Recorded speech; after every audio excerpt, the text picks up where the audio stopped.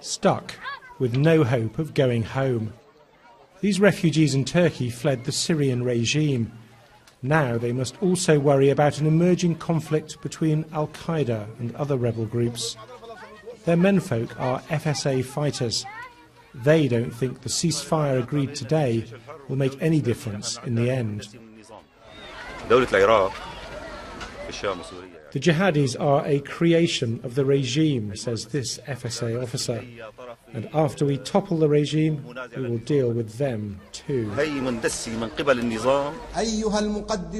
Slick propaganda from the main Al-Qaeda group in Syria. The Islamic State in Iraq and Syria, as the group is known, is a not very subtle message. We're on the march. Fill the car with explosives, he intones. Embrace death. Teach the infidels a lesson. It seems to be a camp for suicide bombers. The young men are enjoying a last swim before martyrdom, the man explains. The jihadis' black flag flew only briefly over the town of Azaz, but in truth the struggle there was as much over spoils as over ideology. Haji Mara, in the foreground, is the FSA commander for northern Syria. His brigade brokered the ceasefire with Al-Qaeda, yet he is also an Islamist. He isn't waging a global jihad like Al-Qaeda, he told me, but he is fighting for Sharia law in Syria. No. Yes, we're fighting for Sharia, he says, but a moderate Sharia that respects our religious minorities.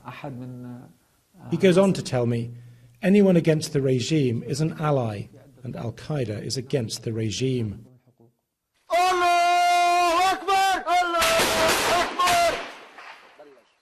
Haji Mara's men in action in Aleppo today, fighting government troops. They welcome Al-Qaeda's help. Other FSA fighters say Al-Qaeda is the enemy too. Syria has become dauntingly complex. It's one more reason Western governments hesitate to intervene here. Turkey's border near the recent FSA-Al-Qaeda clashes remained closed today, despite the ceasefire. Food and aid supplies were stuck.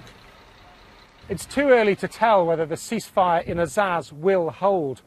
There have anyway been skirmishes in many parts of northern Syria between the jihadis and the Free Syrian Army. What does this mean for Syria's armed uprising?